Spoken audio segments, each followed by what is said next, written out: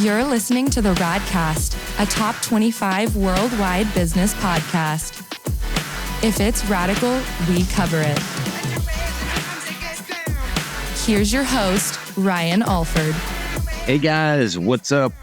Welcome to one of my favorite episodes of all time on the Radcast. So look, guys, this week I'm at a trade show, pumping vacay, doing some important business. So no news this week. We'll be back next week with our normal marketing and advertising and business news. But this week I wanted to share with you guys one of my favorite episodes of all time. Sean Whalen, founder of Lions, Not Sheep. This was from a couple years ago. This was almost 300 episodes ago for the Radcast. Unbelievable. Thank you for making us number one in marketing and business, by the way. Sean is one of my favorite people, not because I agree with everything that he says, but because of how raw, real, and awesome he is in his delivery and how he builds community and the truth that he speaks. There's a lot of powerful words and a lot of insights in here for growing your personal brand, growing any brand in business, and being transparent and really grinding and being authentic to your audience. A lot of great insight here from Sean. And I think even two and a half years later, so many things are still relevant and so much of the growth for Lions Not Sheep had happened.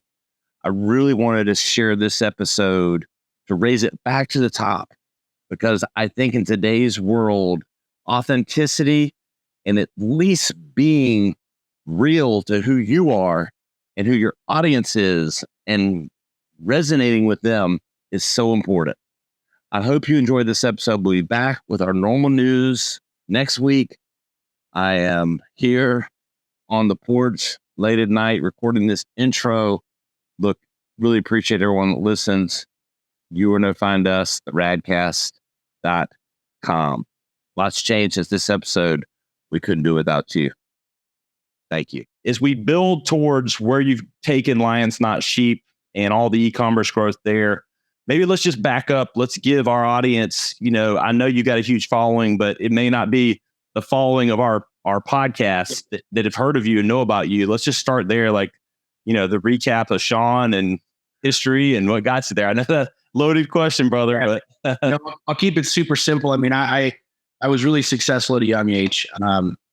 Grew up in a single parent home, built a couple of companies and made a lot of money in my 20s. And I talk about in my book how I felt like I was juggling bowling balls. The success looks like this and it needs to be this. And so I'm working 20-hour days, building, growing the whole thing. And when I was at work, I needed to be at home. And I was home, I needed to be at work. And kind of the whole, really what a lot of men are going through, not just today, years ago, but where we're at as a culture and a society is like, this is what success looks like. If you're on Instagram, it's like, you got to be here. You got to be balling. If you're not working 29 hours a day, like you're a fuck up. It's just, I was that guy. And I essentially quit juggling all the bowling balls. And I don't know what a midlife crisis is, but I left my marriage. I left my business. I stuck my head on my ass for over a year trying to figure out not how to make money, how to build business, but like, why was I even here? Like, what's the purpose of all this? Like, why am I doing any of this? You know what I mean? I've got the cars and the Rolexes, but what am I even doing with any of this? And so I went on an interesting journey. I got really depressed, suicidal, and found myself in a really, really, really dark place, and ended up hiring a coach, trying to figure out, how do I get out of this mindset? How do I shift things around? And one of the things that he had challenged me to do was to start sharing my thoughts and what was going on social media. And at the time I was like, believe it or not, my ex-wife had Facebook and a year before I did. And I was like, that's the stupidest thing ever. Why would I do that? I didn't believe in it. Right. Yep. Which is ironic now, having almost a billion views in my videos and stuff, but yeah. And the 37 stories I've watched of yours just today. Yeah. I mean, it's phenomenal. We talk about that from a marketing perspective in a minute, but yeah, I went through a really nasty divorce, and to make a really long story short, I ended up sharing one night some real dark shit, some stuff that I was, ashamed of and had been hiding, and really just told the truth for lack of better words, I just fucking told the truth for once, which was like, instead of doing the alpha thing, it was like, nah, dude, like I said a lot of dumb shit. I was angry. Like I didn't have all of the answers. And that post ended up going viral. Millions and millions and millions of people saw it. I went from having like 200 friends on Facebook to almost 40,000 followers in a matter of 10 days. And people were hitting me up going, dude, teach me more. What classes do you have? Blah, blah, blah. I'm like, yo, pump the fucking brakes, man. I'm just telling you my shit, right? Like I'm not Dr. Phil, call somebody else. And in that process, I left the company, I left everything, and I kind of still dabbled in real estate. But one day the phrase "lies not sheep" came into my mind. I was looking at this catalog, and there was another company with something kind of similar, and it just popped into my head, and it just resonated, and it wouldn't go away. And for days, it just lies not sheep. And I kept thinking to myself, like looking at everything in life, like I have a choice, right, to follow and to do what everybody else is doing, and to buy this because he bought this, or build this because he built this, or this is what this needs to be. And it was like, no, dude, fuck that. Like what do I want to do? Like, who do I want to be? Like, what life do I want to build? When you tear everything down and essentially burn it to the ground, you're pretty much starting from scratch. I knew what my skill sets were. I knew what I was good at, but like, I just decided to do the things that I was really passionate about. Like, what do I really want to do? And when Liza Sheep came to me, I called my buddy who owned a clothing company one day, and I said, "Hey man, can you make me a t-shirt?" He said, "Sure." And so I went online, literally went to like fonts.com and found this cool font and did this. And I was like, "Yeah, can you do this?" And he got it to his designer, and I spent $40 to make a screen and made a t-shirt. Our original Lions Not Sheep, black and white t-shirt. Oh. And I was wearing it one day, and I had a picture, and I posted it on Facebook, and all these comments started coming in. Dude, that's badass. Where'd you get that? Can I get that shirt? And I called my buddy. I was like, I don't know how to sell t-shirts. Like, how the fuck do I go? He's like, I'll set you up a Shopify store and whatever. And so that kind of started the whole, for me, it was just my mantra. It just became my way of thinking, my way of being. It was very personal to me. And I saw a lot of people gravitate towards it. A lot of people connect with it. And we started selling the t-shirts, and then, I formed the company, and then I formed multiple companies inside of that. And it became, and what is now a huge movement, where, millions of people engage with the content and know about it. And just recently we've had some people that have, Benny Ian Smith, who's in New Jersey, who the governor was trying to shut his gym down. I woke up one morning, this is probably a month and a half ago, and I had been tagged like over 100 times in this post. I'm like, what the fuck? And I opened up Instagram, and there's this guy who's like super defiant, like screw the governor or whatever. And he's got a Lions Not Sheep hat on. Well, I'm not connected to him. He's not connected to me. It was just like, oh, dope. So I followed him and said, hey man, love the hat, whatever. He's like, oh dude, I've been following you. Like, just started, like, knew the brand. He ended up just seeing one of our ads and bought the hat, and his post went viral. And it was really interesting. Over the course of the next couple of days, he was on CNN, CNN, Fox, Tucker Carlson, but all these big shows, and he was wearing the Lions Not Sheep gear and our Free Man t-shirt. And it was just really cool to see that he didn't know me per se, but he vibed with the brand. He recognized it, resonated with it, and decided to buy a shirt and a hat. And it just kind of brought me full circle. Like, yeah, man, like this was me, my kind of rebirth, coming back into the marketplace, kind of getting my balls back and building some business. And now knowing that it resonates literally with millions of people around the world, it's pretty freaking amazing. So that's about a 20-year story in 3 minutes. Yes. Couple things to unpack there. I mean, how enlightening was it? I can only imagine, like you said, you feel like you live, not necessarily a lie, but you never felt comfortable being transparent and being maybe vulnerable, if I can use that word. Sure. How enlightening was that moment when, holy shit, I'm being myself, and I'm garnering the attention, not that maybe you were seeking before when you were copying everyone else, but just the irony in that had to be just fucking amazing. It was. And what's interesting is, we're all, and this is kind of some of the stuff that I teach, like we're all programmed to lie. Okay. I don't care who's watching this, black, white, gay, straight, rich, poor. all of us were programmed the exact same way to lie. And don't believe me? I mean, go back to when you were a kid. Sit down, quiet down, slow down. You're a little child. You go to church. This is right. This is wrong. Don't say this. Don't do that. And when you really stop and think about it, like we've been indoctrinated since we were children to do as we're told, to speak words that will be pleasing to everyone. Don't rustle anybody's feathers. And that's literally what we do from when we're little children, elementary school, middle school, high school. You know, you got to raise your hand and go to the bathroom. I mean, nowadays you can't say shit. I say anything and I'm called a neo-Nazi online and this and that and the other. I piss everybody off, right? But when you think about it, like we've been programmed since we were little children to not speak our truth, to not share what's inside. We're told, tell the truth, tell the truth, tell the truth. But the ramifications for telling the truth are dark. They're bad. You know, slap on the hand, put them in a principal's office. Parents are mad at you. So that we just lie.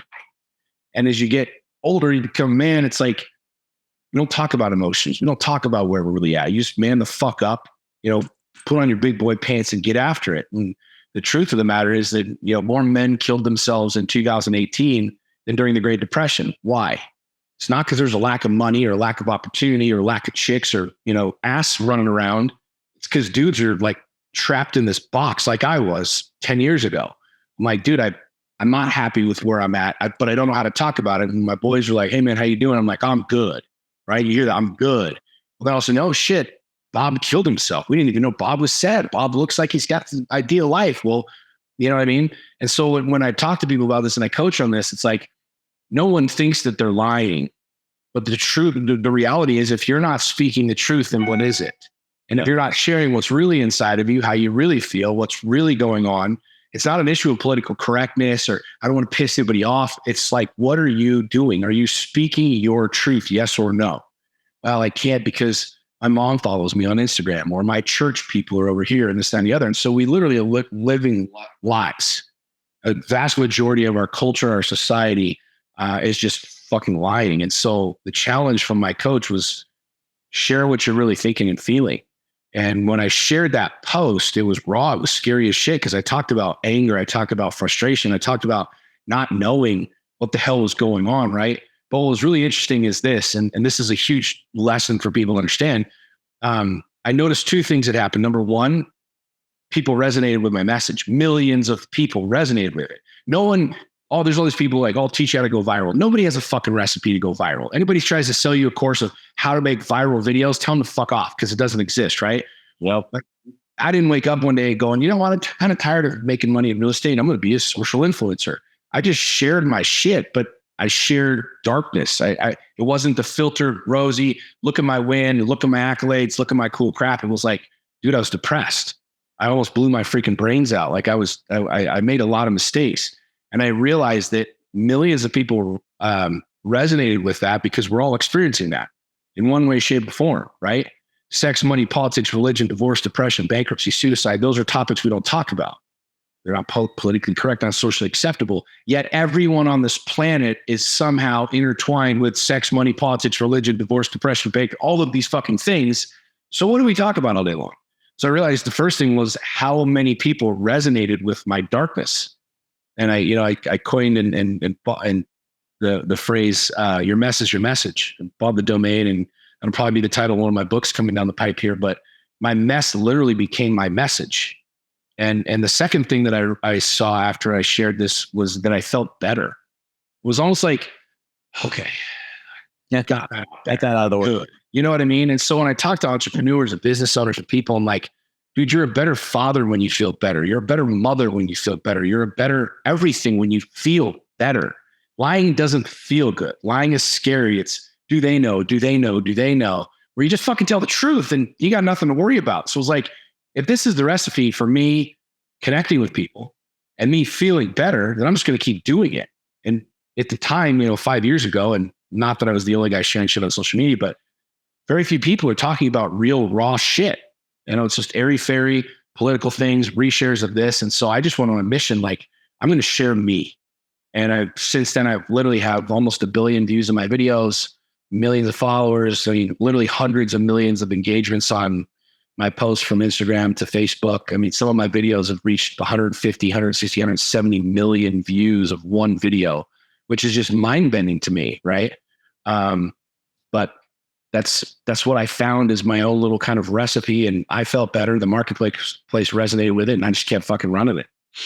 I love it. I want to get into some nuts and bolts on the back half here on the e-commerce, but I do have one follow-up because I feel like no matter how lost you may have felt, kind of being what you categorized as a man that everybody wanted you to be and not the real, maybe you,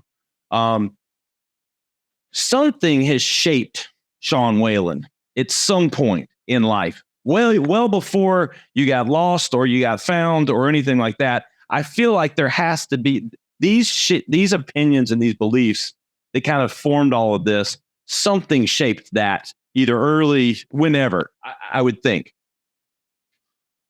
I don't know. Nobody's ever asked you that. Thinking back on life, like my parents split up when I was an early teenager. I was actually a really quiet kid. I was really reserved. I was a chubby little kid. I was a pretty good baseball player, but like I wasn't popular. I wasn't the class valedictorian. I was really, really quiet, really reserved. And I think for me, when looking back at it, when I went on a Mormon mission, I went on a 2-year Mormon mission. That was where I really started to kind of find my voice. You're out basically selling God. We were going door to door, pitching God to people. And it was something I was really passionate about. It was something that like, I didn't grow up in the Mormon church. I grew up Catholic. And so I was kind of a recent convert to the church. And I just started realizing that people love to connect. People love to talk. And I was really good at it. I was good at just talking to people. And I know that sounds really weird, but like there really is an art form to communication. There's an art form of being able to not just talk, so, hey, how's your water? Like, why do you like that water? Okay, great. Whatever, but like really fucking listening to people and hearing them and knowing what's driving them. And something that I've always been fascinated about and with is what's behind it. This is why headlines and shit, I'm not like bouncing around like every other freaking bozo or like, oh my God. I'm like, let's talk about that for a second. I like to critically think. And for me, being able to be in a place where I can ask deeper questions, it's fun for me. Yeah. And I found, on my mission is I was talking about God. I mean, God's such a crazy topic for so many people because you have people that are way over here and then people are way over here and people have no clue. And so it kind of forced me to really, number one, find my foundation, like what I really believed and how I really felt about life and who I was and purpose and the entire thing. Sure. But I found out like people just love to connect. And so it's just become almost a skill set, an art form that I've just gotten better and better and better at is communicating with human beings. But, it definitely doesn't come from my youth. I mean, I was a quiet freaking kid, man. Well, it's because I've shared some of your stuff with people and they go, oh man, he's pretty hardcore on this, that, and the other. And, they care. He's a great communicator. I said it I call you're a great communicator, period. I mean, I love talking. I mean, when you really give a shit about people, like when you really care, like I think it's something that, we're just so busy trying to believe me, hear me, this is me. And it's like, it sounds funny, but if it can't be explained on a whiteboard or like with crayons, it's too complicated. We should not have a tax policy in America that can't be explained on a fucking whiteboard, right? We should not have foreign policies that take 30,000 page freaking manuals to fucking explain, right? No one's interested in that, really. And so we tie this into the marketing and the business and the whole thing. Like, copy is really important. You know what I mean? Like, what are you telling me? Everybody knows they're being sold something. So we've already got that out of the way. But what are you trying to tell me? What are you trying to communicate with me? Yay, nay, nay. Like, if the answer is a simple no, then just fucking say no, right? Yep. But I love being able to look at complex things and I break it down in my brain to just like coloring book kind of conversations. Like, yeah, this is what this really is. And it's just more, to me, it's more fun that way. I have more connection to stuff that way. You know what I mean? Well, absolutely. And so let's talk about lionsnotsheep.com. I mean, we work, we're at a digital agency here and we work with a lot of brands and, they come to us and they have great products, but they have no story. Right. And yeah, I will take a company that has a purpose and a story all day because it's organic. Yeah. Again, it just becomes about blocking and tackling.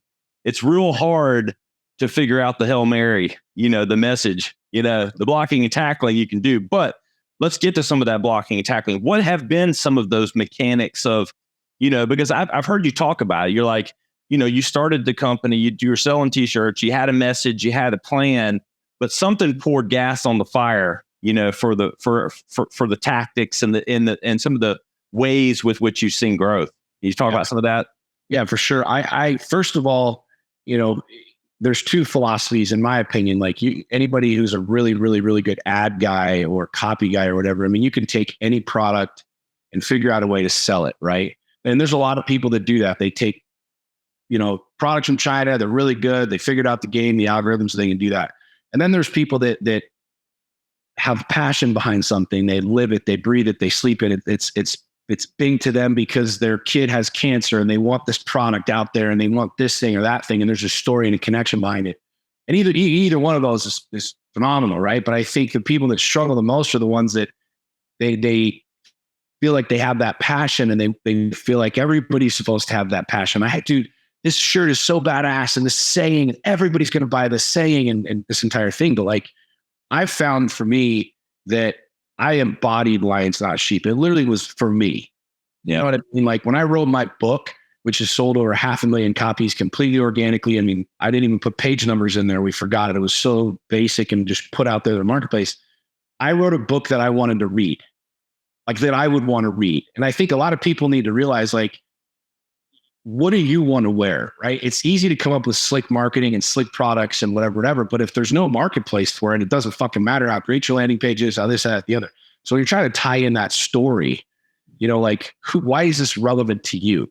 Like, why do you believe in this? And I've literally for the last couple of years, I've been talking about Lions Not Sheep. It's become me, and people have watched my journey as a father, as a business owner, as a man, as a divorced guy, as a dating guy, like all of these things. I've been really transparent. And I think people vibe with that. They resonate with it, right? And so for me, Lions Not Sheep, everybody's been telling me, dude, you're in the perfect storm now with the whole political climate and Trump, because it's like you're one or the other, right? You're picking the lion or you're the sheep, which is great, but yeah, there's 175 million people on your side. We're right down the million. Here's what's cool is everybody now wants to jump on that, right? And they want to plug into that emotion. They want to plug into the political climate, whatever. And you really don't have a track record. You don't have a tribe. You don't have any of that. I didn't set out to do that.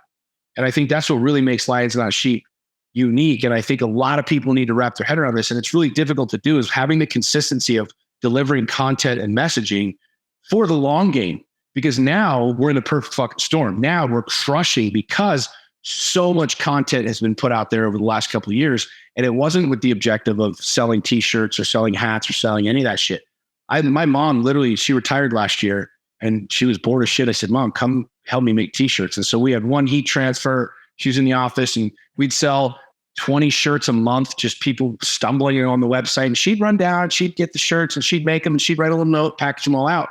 And that was really what the apparel brand was until the beginning of this year. But being able to like sit in a story and deliver that to people that they believe without trying to sell them anything is massive. And that's a huge tactic that I don't think very many people understand. Is I believe that the very best salespeople on planet Earth are never selling anything. Like you go to my Instagram or my Facebook, you will never see me selling anything. Yet I'm literally able to make millions of dollars through coaching and consulting and other companies that I have, but I'm not selling anything. So how does that work? I'm living it. I'm breathing it. I'm exuding it, right? And that's, if you're a Jeep guy, you want to start a brand around Jeeps, right? If you're driving a fucking Honda Accord, good luck, right? You better know the clicks and the algorithms. But it's like some of those dudes who are like hardcore Jeep guys, they get it. They know what Jeep guys talk about. They know what Jeep guys want. And they're able to exude that message, right? And people instantly resonate with it. So I really do believe that you're in a day and age where we're completely bombarded and flooded with products and things and ads and messages. And if you want the short game, you better freaking figure out how to become a really good marketer, a really good copywriter, and buy ads better than anybody else. But if you want to build a real brand, like something that has legs that will be around for a long fucking time, that resonate with people, like, why is it important to you? And you better be fucking living it. If you're living it and talking about it, everybody's like, do I my personal page or my this page or that? I got I don't even know how many hundreds of thousands of followers on my personal page. I have way less than my business page because I'm always living this, talking about it, breathing it, eating it. And you'd be surprised how many people could plug into that. And now that we're turning on ads and running ads and doing shit like that, where I have almost 1 billion views of my videos, I can now target some of those videos and you know what I'm saying? So, but I've been playing the long game and consistently doing the content, consistently talking about it. And people just know, like, some people will see the shirts. I get messages where they're like, dude, that's the bearded guy. Like, that's the bearded guy. They don't know my name because they recognize my video or a post. They're like, I know that guy. That's his thing. Right. And it's really cool. What's the vision? I mean, where are we going? You know, I know you're knee deep in a lot of things. I know this has opened doors, and got, you know, your coaching, How to Make Shit Happen is the book. Everyone listening, go check it out on Amazon. Is it Amazon or just your personal site? Amazon. But where are we headed? Where are you going? Well, right now we're trying to put the wheels back on the bus. We got our asses kicked in production. We grew so fast. I turned everything on back in March. And what I mean by that is I hired a team to come in. We started running ads. I'd never run an ad before. I'd never put ads out there. And we went from that to, you know, we were doing $2,000 to $3,000 a month of just apparel sales. We did $463,000 last month of apparel sales in basically 90 days. A lot of damn t-shirts. And it fucked some things up. And I learned some very valuable, expensive lessons on production and being able to keep up. And it's kind of a funny story. I mean, everybody thinks it's just sunshine and roses, but all my kids and their friends worked for me. And they were all part of our production team. And so we were doing the heat transfers and the whole thing. And I'd run all the numbers, and I got all the production companies and all the big promotional companies. They were hitting me up. Let us do your shit. Let us do your shit. Long story short, we had 10 of them employed as we were just crushing. We went from literally like picking up one box of shirts and screen prints to getting pallets delivered. One of the kids apparently got COVID, and because they're all like my daughter's friends, 9 out of the 10 kids, their parents made them quit. Their parents made them literally self-quarantine. And so we were doing 350 orders a day, which represents about 600 to 700 shirts. And so we were like, oh, no problem. Get a temp agency and bring all these people. Well, they fucking takes forever for them to learn and speed. And well, anyways, we got really far behind. We got about 6,000 shirts behind. Wow. And the team came in and they're like, bro, we got a problem. And I'm over here like, go, let's go. And they're like, hang on, bro, we got a fucking problem, because even if we work 24 hours a day, we can't get the numbers that we needed. So if that wheel on the bike isn't working, you can't. Because I've got some guys, some dear friends of mine that are big in the e-com space. They do millions of dollars a month. And I've told them this and they all laugh and chuckle because they're like, yeah, dude, like, you know what I'm saying? Like, every single person has this happen to them. I had a buddy who was bringing in hoverboards, and he bought like 20,000 hoverboards from China, and they had already sold a bunch of them. And then they all got hung up on customs. And he's like, it cost me almost $1 million. And I'm like, yeah, this is a fucking pain in the ass. And he's like, now that you're learning it, you know, the vision for me is obviously getting that part of the business straightened out, which we do now. But, you know, I really do. I'm passionate about this, man. I'm passionate about the ability of, especially with men, to really fucking step into who they are, and not in some hippy dippy way, but like, I'm 41 years old, and there's a lot of 41-year-olds that are like, okay, I got the house and the car and the kids and the thing. Like, why do I fucking hate my life? Why am I not doing anything I want to do? I mean, my wife and I, we eat at the same place. We fucking vacation at Disneyland once a year. Like, what am I doing with my life? And Lions Not Sheep and me specifically is, you know, I'm coaching a lot. I've got multiple facets to the business, but I really want to show people that it's possible. You know what I mean? Like, building a really badass life is possible. It's not whimsical. It's not because I got a silver spoon. In fact, it's anything but with me. I've worked my ass off for this. And I want to be able to show people and show kids and teenagers, like, we got one shot at this reality. We have one shot at this life. Like, go build the shit you want to build. I mean, I've never built an apparel company. And I'm building a multi-million-dollar apparel company. It's like, I'm showing people literally, like, I'm posting on Instagram my numbers every single day, sales and all this other shit. Cause it's like, I'm showing people how this is done, right? To literally be able to build from scratch a huge brand. But to me, like, I want my end game is I want Lions Not Sheep to be a global company and to have a majority of our people not have any clue who I am. That's my end game. Is I want to leverage what I've got now through social media and the following and connections or whatever. But I want somebody to be able to see this hat, see this message, see this t-shirt, resonate with it, and have the same feeling of empowerment and power that I do, and that, you know, thousands of other customers and people do. So that's my end game. But we've got, you know, 6 different companies inside of Lions Not Sheep that are all doing different things, and you know, it's fun, man. It's fun. It's sweet. Well, I love the way you bring your kids in to talk about it. I've got 4 boys under the age of 11. So we're knee deep in it, but I love the way you bring them in. You talk about that. You're transparent about it. And yeah, well, you know, like, work here. It's like, they got to see me get my ass kicked. And like, I'm talking to my son, and we literally have a pile of shirts that are sitting on the warehouse floor that we ended up trying to solve. Part of our problem is they outsourced to another company to be able to help us expedite these shirts. And we sent them 5,000 shirts, and almost every single one of them came back completely fucked up. Like, the logos were all crooked and this and that and the other. So we literally have a pile, and I'm like looking at my son. I was like, that's $25,000 sitting on the floor right there that I can't do anything with, you know, and teaching them these things and showing them. Yeah. It's so freaking fun for me. That's awesome. I mean, I don't want to ask you, what do you want to leave? You've said it. I've interpreted where you see your legacy, but I do want to kind of ask it, because, like, what do you know, when they go Sean Whalen in 50 years, you know, what do you want people to think? My legacy is my kids, and it's not wealth. It's not assets that can be distributed. It's not, you know, 401ks and IRAs and kids are splitting, you know, my kids are splitting up. If I play this game right, I've empowered my children to become their own entrepreneurial, independent creatures. My legacy, if you will, is if I can help these 3 kids break the chains that I came from, and having dysfunction, and having, you know, a divorce at a young age, and having a dad that was never around, you know, if I can be that man to where I'm laying on my deathbed knowing I don't give a fuck about the money, but my kids know that they literally lived the fullest life with me.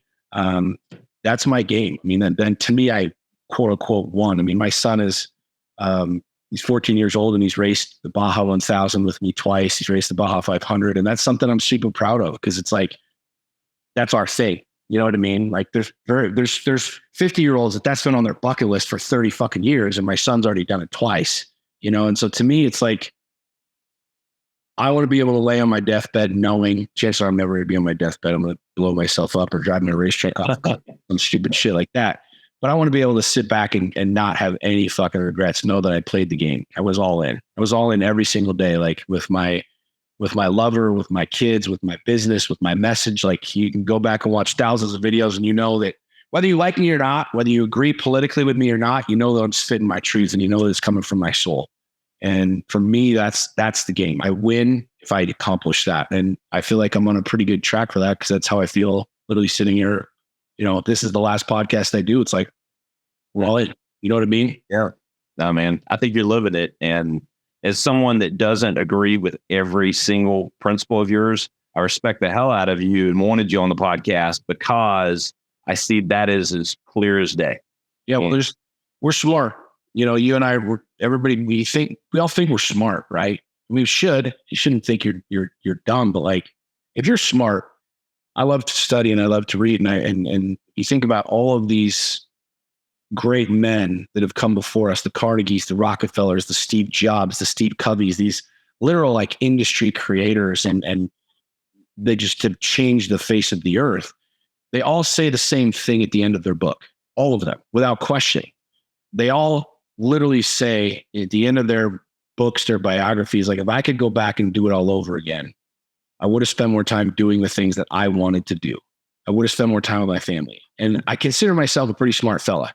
So if you know, Carnegie, Rockefeller, Steve Jobs is saying, if I could go back and trade places with Sean at 41 and I'd spend more time playing and doing the things that I want to do, then I get what Instagram's trying to tell me. I get that I'm supposed to be balling in Lambos and jets and the whole thing. But at the end of the day, I'm enjoying my life. I'm living the life, and I'm taking the counsel from those guys You know, and it seems to be working. It works really, really well for me. And I've literally never been this happy before, man. I mean, I got a great business. I got a phenomenal family. Like, I literally wake up every day and I'm like, I'm fucking doing it, you know? I love it, brother. Well, I'm going to let you go. I really appreciate your time, Sean. Been really enlightening and love what you're doing. So if you're looking, follow Sean Whalen on all the social media channels. If you just Google Sean Whalen, Whalen, you'll find him, SeanWhalen.com, lionsnotsheep.com. Go find him, man. And Find them all over. I know, find your truth as well. Sean, really appreciate it. Hey guys, this has been the latest episode of the Radcast. Follow along at theradcast.com and at the.rad.cast on Instagram, and we'll see you next time. To listen or watch full episodes, visit us on the web at theradcast.com or follow us on social media at our Instagram account, the.rad.cast, or at Ryan Alford. Stay radical.